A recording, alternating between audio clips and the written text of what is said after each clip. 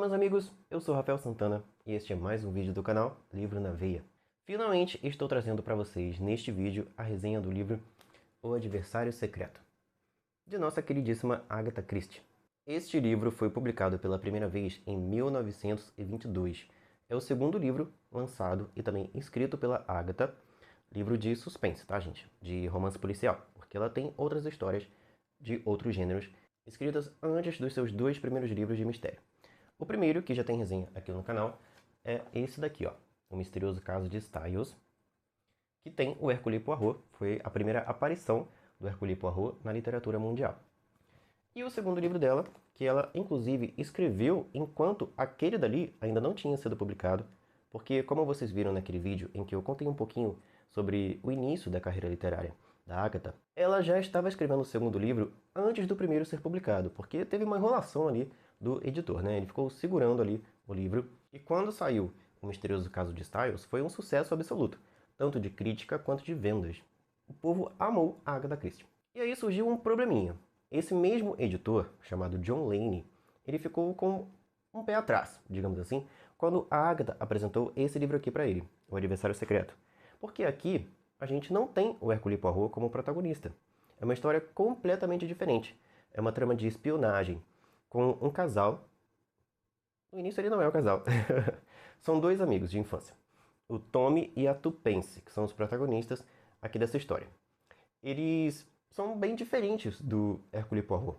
São jovens, são bem carismáticos, bem alto astral, principalmente a Tuppence, que é super, né, pra frentex. E o editor ficou meio receoso que o público que a Agatha adquiriu com o sucesso de O Misterioso Caso de Styles não fosse comprar esse livro, não gostasse dessa história. Mas não foi o que aconteceu. Esse livro também foi um sucesso, também foi muito elogiado, e esses personagens, inclusive, voltaram a aparecer em outros 4 livros, 3 romances e um livro de contos. Essa edição aqui é da Globo Livros, mas também há uma edição publicada pela LEPM de O Adversário Secreto. Eu gostei dessa daqui, apesar de algumas ressalvas que eu contarei aqui nesse vídeo. Gostei da capa, gostei do trabalho gráfico, a qualidade do papel e a diagramação são muito bacanas. Minha cachorra latindo aí no fundo, porque ela adora participar do vídeo, né? Adora falar igual o camarada aqui, né? Estava quietinha até eu começar a gravar o vídeo, né? Mas é assim. Eu gostei bastante, né, do trabalho que foi feito aqui, tá? Tem um texto, uma introdução muito legal também, feita por John Curran, ou Curran, não sei a pronúncia certa do nome dele, falando sobre as obras que a Agatha escreveu com esses personagens, falando sobre os personagens, sobre a trajetória deles ao longo da carreira literária da Agatha Christie. Tem umas informações muito bacanas aqui nesse texto de introdução desse livro, que eu não sei se na edição da LEPM se tem algo parecido, algo semelhante, tá? Como eu também não comparei uma edição com a outra, eu não vou dizer exatamente se essa é melhor ou não, tá? Você que decide, tá? Na hora que for comprar uma edição de O Adversário Secreto para ler também, certo? O que eu posso dizer assim contra essa edição aqui é que há vários errinhos de revisão, tá? A editora precisava ter feito uma última revisão antes de mandar o livro para a gráfica, porque tem várias palavrinhas, assim, artigos e tudo mais, faltando, né, ao longo do texto. Tem palavras escritas errado. Esses pequenos defeitinhos que durante a leitura meio que incomodam um pouco, né? Pelo menos para mim incomoda. Então, fica aí a dica para a Globo Livros, numa nova tiragem, numa nova reimpressão, deem uma olhada aí nesses defeitinhos, façam uma nova revisão desse livro, porque, né, é um clássico da Agatha Christie. Então, vamos oferecer para os leitores algo, né, caprichado, certo? Eu vou ler para vocês o primeiro parágrafo do livro e depois eu vou comentando um pouquinho sobre a história e sobre o que eu achei dela. O livro começa assim, no prólogo. Eram 2 da tarde do dia 7 de maio de 1915. O Lusitânia tinha sido atingido por 2 torpedos seguidos e afundava rapidamente, enquanto os botes salva-vidas iam sendo descidos com a maior velocidade possível. Organizadas em fila, as mulheres e as crianças aguardavam sua vez. Algumas ainda se agarravam, desesperadas, aos maridos e aos pais. As mães apertavam os filhos contra o peito. Um pouco afastada da aglomeração, uma moça estava sozinha. Muito jovem, não devia ter mais de 18 anos. Não parecia estar com medo. e olhava fixamente para frente, com uma expressão séria e imperturbável. Aqui no comecinho do livro a gente vê então a cena do naufrágio do navio Lusitânia. Ele era um navio comum de passageiros que estava indo de um lugar para o outro, certo? E foi acertado, foi golpeado por 2 torpedos. Aqui, nessa história, a gente está no auge ali da Primeira Guerra Mundial, que durou de 1914 até 1918. Portanto, a situação ali na Europa não estava das melhores. Como você deve ter percebido, alguém está observando a cena, a situação. E esse alguém vê uma jovem, bem mocinha ali no finalzinho da sua adolescência, que parece estar bem, estar equilibrada emocionalmente diante de toda aquela situação. Esse homem, é um homem que está observando a cena, ele vai até ela, ele entrega um documento e diz que esse documento é importantíssimo, que ele não pode cair em mãos erradas e que ela deve entregá-lo imediatamente, assim que chegar, né, à terra firme, para a embaixada americana, porque ele descobre que ela é americana. Ele pergunta a ela se ela é patriota, se ela tem bons pensamentos políticos, né, se não é uma pessoa revolucionária, uma pessoa que quer causar anarquia, né? E ela diz, sim, eu sou patriota, né, defendo a democracia, defendo uma boa política, né, uma boa forma de se viver em sociedade. E ele então deixa um envelope com ela, contendo um documento importantíssimo, que pode causar uma desgraça, uma arruaça no governo inglês, no governo ali do Reino Unido, se cair em mãos de adversários. Essa jovem se chama Jenny Finn, e eu já vou contar para vocês que depois dessa situação aqui, depois dessa cena, ela simplesmente desaparece. Tanto ela quanto o documento que ela carrega. No capítulo 1, que se chama Jovens Aventureiros LTDA, e uma curiosidade, tá? Antes de se chamar O Adversário Secreto, esse livro teve outros títulos. Outros títulos foram imaginados pela Agatha, e um deles seria esse, Jovens Aventureiros. Mas, como não foi utilizado para título do livro, ela acabou colocando esse nome, Jovens Aventureiros, como sendo o nome da organização, digamos assim, o nome da sociedade que esses 2 personagens principais irão fundar aqui na história. São eles o Tommy e a Tupence. Eles são amigos de infância, se conhecem há bastante tempo, e eles participaram da Primeira Guerra. A Tupence como enfermeira em um hospital, ajudando ali os feridos e as pessoas comuns, né, os civis, e o Tommy como soldado. Ele participou da guerra, ele atuou na guerra ali em Paris.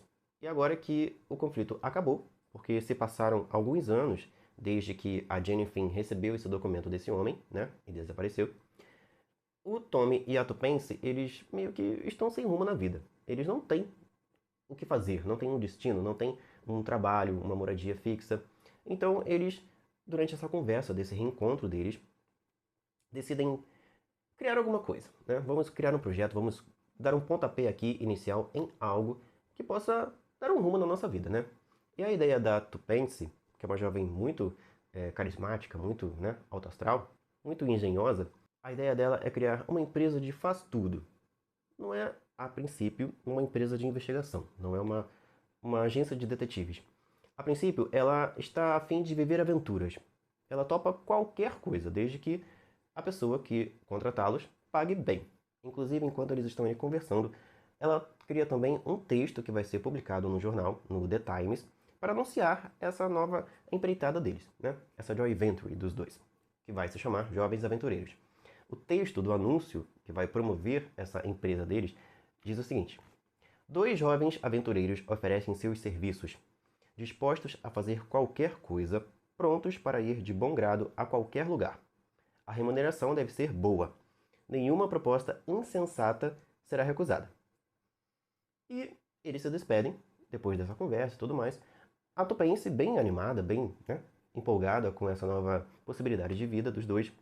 O Tommy não tanto, né? Ele tá meio cético, meio, né, para baixo. Eles se despedem. E assim que o Tommy se afasta, um homem se aproxima da Tupence e lhe aborda, dizendo que quer contratá-la. Esse homem chamado Mr. Whittington faz uma oferta para ela. A princípio ele diz que precisa que ela cumpra uma missão para ele, né? E eles marcam um encontro na loja de vidros, de objetos de vidro que ele comanda, que ele tem. No dia seguinte, então, a Tupence vai até essa loja dele e eles começam a conversar sobre essa missão que o Mr. Whittington tem para ela. A missão é a seguinte: ela precisa ir até uma determinada escola, um internato, e fingir que é uma aluna ali, comum. Esse internato é tradicionalíssimo, é um lugar de primeiríssima qualidade, né? O ensino ali e tudo mais. E ela terá que estudar lá, terá que ficar lá por um tempo e receberá um bom dinheiro por isso. Aparentemente é uma proposta bem bacana, né? Só que a Tupen se questiona onde que o Tommy se encaixa nisso, porque a empresa é dos dois. Ele também tem que receber alguma tarefa e também algum pagamento para executar alguma coisa para esse homem, para esse cliente. Só que ele já dispensa logo o Tommy de cara, né? Ele não precisa do Tommy. Ele só precisa da Tupence para essa tarefa. E ela, claro que não gosta nem um pouco disso. Ela diz assim: então, assunto encerrado. Ou somos nós dois, ela e o Tommy, ou é nenhum dos dois. Sinto muito, mas é assim que as coisas funcionam. Tenha um bom dia, Mr. Whitington. E aí ele tenta convencê-la. Não, peraí, vamos dar um jeitinho aqui, né, na situação. E ele pergunta para ela o nome dela. Durante essa conversa, ele diz assim: sente-se, Miss. E ela então responde qual é o nome dela. Na verdade, ela inventa um nome. Ou melhor, ela usa um nome aleatório que ela ouviu dois homens andando na rua e falando sobre esse nome, falando esse nome.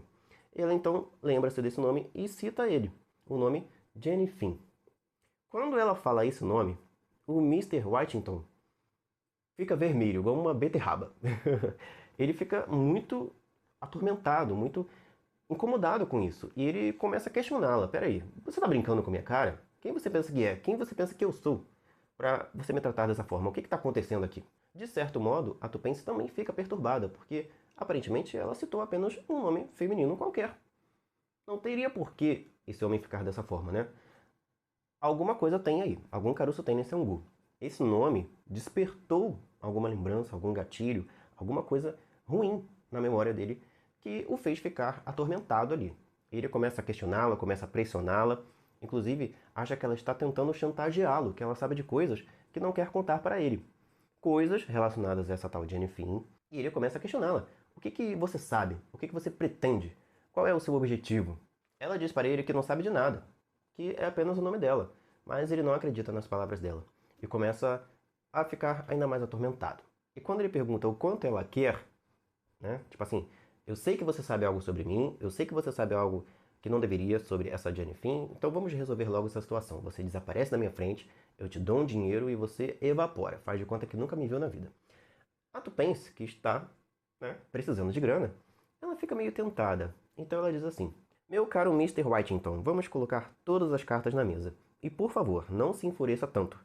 Ontem o senhor me ouviu dizer que eu tinha a intenção de viver de minha sagacidade. Parece-me que agora acabo de provar que possuo alguma sagacidade, às custas da qual posso viver. Admito ter conhecimento de um certo nome, mas talvez o meu conhecimento termine aí. E ele diz: sim, mas talvez não. O Mr. Whitington decide então pagar para ela 50 libras, que naquela época, mais de 100 anos atrás, deveria ser um dinheirão, né? Tipo, sei lá, 5 mil hoje em dia. E aí ele marca com ela para que ela volte ali no dia seguinte. E aí ele, né, poderá conversar um pouco mais com ela, estará mais calmo e poderá lhe dar o restante do dinheiro para que ela desapareça, para que ela fique de boca fechada, né, sobre o que ela sabe ou não. E é o que acontece.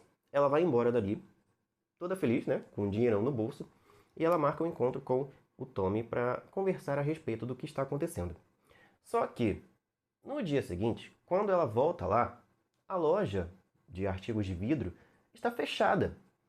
Esse homem, o Mr. Whitington e o companheiro dele ali, né, o funcionário dele, desapareceram. Eles simplesmente viajaram, foram embora da cidade. E é claro que isso desperta umas suspeitas na cabeça da Tupence. O que tem por trás do nome dessa pessoa, essa Jenny Finn, que causou toda essa rebordosa nesse Mr. Whitington? Alguma coisa muito séria deve ter aí. Começa então o grande mistério do livro. Quem é Jenny Finn? A Tupence e o Tommy decidem então colocar um anúncio no jornal. O primeiro anúncio era para promover a empresa deles, né, a Jovem Aventureiros, e agora eles querem descobrir alguém que tenha informações sobre a Jenny Finn. Então eles colocam o seguinte anúncio no jornal: precisa-se de qualquer informação a respeito de Jenny Finn. Encaminhar correspondência a J.A. Essas correspondências chegariam então num hotel onde o Tommy está hospedado. Um breve tempo se passa e duas cartas chegam então ao endereço do Tommy. Uma delas é de um homem chamado A. Carter e diz assim a carta: prezado senhor, Com referência ao seu anúncio no jornal matutino de hoje, creio que posso ser de alguma valia. Talvez o senhor possa visitar-me amanhã no endereço acima indicado, às 11 horas da manhã. A outra carta é de um personagem chamado Julius P. Hersheimer. Acho que é assim a pronúncia do nome dele. E a carta diz assim: Prezado senhor, com referência ao seu anúncio, eu gostaria muito que me fizesse uma visita por volta da hora do almoço. Eles decidem então ir primeiro ao encontro de Mr. Carter, o homem que mandou a primeira carta. Esse homem trabalha para a Scotland Yard, que é a organização policial ali de Londres, que cuida da segurança ali de Londres e das cidades ao redor, né? Ele então questiona para Tupence de onde ela tirou esse nome, de onde ela ouviu falar dessa tal Jenny Finn. A Tupence conta então que ouviu esse nome sendo comentado aleatoriamente ali na rua por dois homens que passaram ali próximo à mesa onde ela e o Tommy estavam sentados tomando café, e ela está curiosa a respeito desse nome. Simples assim. O Carter diz então de onde é esse nome. Esse nome pertence a essa jovem que lá no prólogo recebeu um documento de um homem que era da Scotland Yard, o homem que estava no navio era da Scotland Yard, e ele deixou esse documento com ela e ela sumiu. A Scotland Yard também quer encontrar a Jenny Finn e o documento que está com ela. O Mr. Carter decide então contratá-los para procurarem a Jenny Finn. E ele explica também o seguinte: basta dizer que no início de 1915 apareceu um certo documento. Era a minuta de um acordo secreto, um tratado, se preferirem. Ele estava falando sobre o assunto, né, sobre esse tema com os dois, com o Tommy e com a Tupence. O documento fora redigido nos Estados Unidos, que à época era um país neutro e estava pronto para receber a assinatura de vários representantes. Por isso foi despachado para a Inglaterra por um emissário especial, selecionado exclusivamente para essa tarefa, um jovem chamado Danvers. Ou seja, o homem que estava com o documento era esse rapaz aqui, o Danvers. Esperava-se que a missão fosse mantida no mais absoluto sigilo, de modo que informação alguma vazasse. Geralmente, esse tipo de esperança termina em decepção. Há sempre alguém que dá com a língua nos dentes. Só que alguém também estava viajando nesse navio. Alguém muito mal intencionado que queria esse documento para si. Inclusive, esse alguém assassinou esse Danvers. O corpo dele foi encontrado depois em uma praia. Ou seja, tinha gente do mal nesse navio, observando ele. E talvez essas pessoas, de alguma forma, tenham tido contato com a Jenny Finn, porque ela não cumpriu a missão que ela recebeu. Ela não levou o documento para a embaixada americana na Inglaterra. Então, alguma coisa não muito agradável aconteceu com ela. E já faz bastante tempo, já tem alguns anos que isso aconteceu. Se eu não me engano, são 3 ou 4 anos que isso aconteceu. Então, o que houve? Onde está esse documento? E onde está Jenny Finn? E a preocupação do Mr. Carter é a seguinte. Sim, há 5 anos, que é o tempo que esse documento e a Jenny Finn estão desaparecidos, o tratado era uma arma em nossas mãos. Hoje é uma arma contra nós. Foi um gigantesco erro. Se os termos do acordo viessem a público, seria um desastre.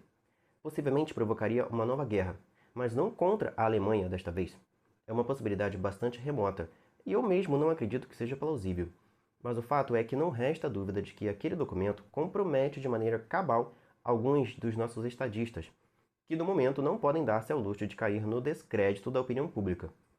Os estados democráticos da Europa estavam se recuperando de uma guerra. Então, se de repente a população se voltasse contra seus governantes nesses países, a coisa ia desandar completamente para eles, né? Seria um prato cheio para as aspirações políticas dos trabalhistas.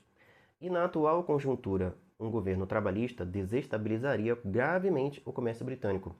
Mas essa é a minha opinião, e isso não representa coisa alguma diante do verdadeiro perigo. Porque ao final da Primeira Guerra, ali em 1917, teve início a Revolução Russa, que foi uma revolução orquestrada e executada pelo Partido Bolcheviques, comandado ali por Lenin, e depois a família real da Rússia, o czar da Rússia, que acabou então com os Romanov, e acabou da forma mais terrível possível, tá? Não teve nenhuma, né, bondade, digamos assim, no meio da situação ali. Eles foram assassinados, os Romanov. E o temor agora é esse daqui, ó. O Mr. Carter continua dizendo para a Tupence. A verdade é a seguinte. O ouro bolchevique está sendo distribuído neste país com um propósito específico de fomentar uma revolução. Existe um homem cujo nome verdadeiro ainda nos é desconhecido, que vem agindo nas sombras para atingir os seus próprios objetivos. Os bolcheviques estão por trás da agitação dos sindicalistas, mas esse homem está por trás dos bolcheviques. Quem é ele? Não sabemos. Em todas as referências a ele, usa-se o despretensioso título de Mr. Brown. Mas uma coisa é certa, ele é o maior criminoso da nossa época. Controla uma organização maravilhosa. A maior parte da propaganda pacifista durante a guerra foi criada e financiada por ele. Tem espiões por toda a parte.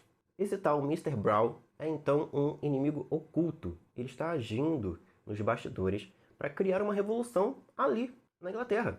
E eles precisam, né, o governo inglês e a polícia e tudo mais, eles precisam impedir que isso aconteça. Por isso que eles estão tão enseguiados para descobrir o paradeiro da Jenny Finn e do documento que ela carrega. Porque se esse documento estiver nas mãos desses revolucionários, a coisa vai desandar completamente. Se o conteúdo desse documento for mostrado na mídia e tudo mais, as pessoas vão se voltar contra o governo.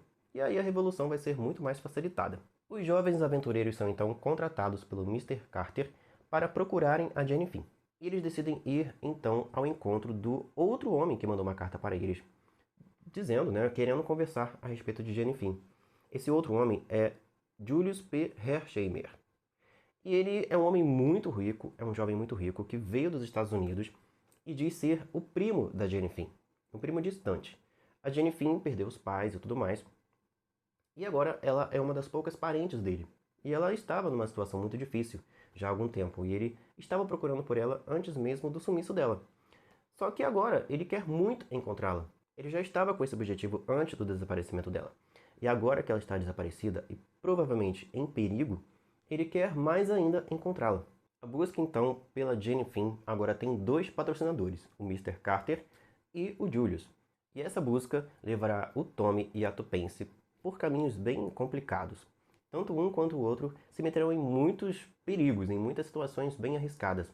E quanto mais eles se afundam, né, nesse mistério de o que aconteceu com a Jenny Finn, onde está a Jenny Finn, e esse documento importantíssimo, mais a coisa vai se complicando. E o tempo também vai correndo contra eles, porque os perigos são bem complicados. E há planos do tal Mr. Brown e dos seus capangas de executar, né, uma espécie de início de uma revolta popular, uma revolta social contra o governo em um determinado dia. Então eles têm até aquele dia para encontrarem a Jenny Finn e esse documento, e assim impedir o início de uma revolução semelhante à que aconteceu na Rússia, só que dessa vez agora no Reino Unido. Nossa, mas eu falei muito, hein? E olha que eu só falei aqui dos primeiros 4 ou 5 capítulos. Tem muito livro pela frente ainda para vocês conferirem, que eu não vou comentar mais para não entregar nenhum spoiler para vocês. O que eu posso dizer é que eu gostei bastante dos personagens. Eu me irritei um pouquinho com algumas atitudes da Tuppence. Em alguns momentos ela é bem impulsiva e também age mais ou menos ali como uma adolescente. Como se, tipo assim, não estivesse correndo perigo, né? Fazer certas coisas. Ela e o Tommy também. Afinal de contas, tem uma cena em que ele se infiltra numa casa atrás de dois homens e vai lá, né? Vou lá, né? Saber o que tá rolando, né? O que eles vão conversar com outras pessoas nem um pouquinho amigáveis e acaba se metendo em uma confusão bem complicada. A trama desse livro é mirabolante. Vem uma reviravolta atrás da outra. E é muito bacana ver o talento da Agatha em mostrar coisas, em colocar coisas na nossa cara. Coisas que a gente não percebe, né, num primeiro momento e só descobre depois, quando outras informações vêm à tona. Mas vou confessar para vocês, hein? Entre o Hercule Poirot e os jovens aventureiros, o Tommy e a Tuppence, eu ainda prefiro o Hercule Poirot. Mas é legal ver essa versatilidade que a Agatha tem em criar diferentes protagonistas, diferentes tramas e também diferentes modos de contar uma história. Até tons mesmo, né? Porque esse livro aqui é bem mais bem-humorado, digamos assim, do que o anterior, o Misterioso Caso de Styles. A única coisa que eu não gostei, que eu achei meio brega, foi o final, tá? De dois personagens aqui. Na verdade, de 4 personagens aqui nesse livro. Sei lá, acho que foi uma coisa assim muito de repente, né? O que acontece com esses 4 personagens no finalzinho do livro. E tem também toda a questão do mistério central, né? Quem é o Mr. Brown? Eu confesso para vocês que eu tinha 2 suspeitos e eu estava mais pendido para um do que para outro. E no final das contas, eu não acertei logo de cara quem era não. Mas é isso, pessoal, não vou falar mais nada, até porque eu já falei bastante. Vou encerrar então essa resenha por aqui. Muito obrigado a você que viu até este momento o vídeo.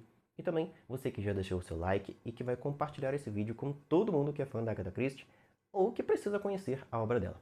Se você ainda não se inscreveu, faça isso agora. Inscreva-se aqui no Livro na Veia, porque eu lerei toda a obra da Agatha Christie, hein? Em algum momento, todos os livros dela estarão resenhados aqui no canal. Os dela e de muitos outros autores de suspense, de mistério e também terror, fantasia e ficção científica, que são os gêneros principais aqui do canal. Eu vou ficando por aqui, a gente se vê então no próximo vídeo, que eu prometo que não será tão comprido. Tchau!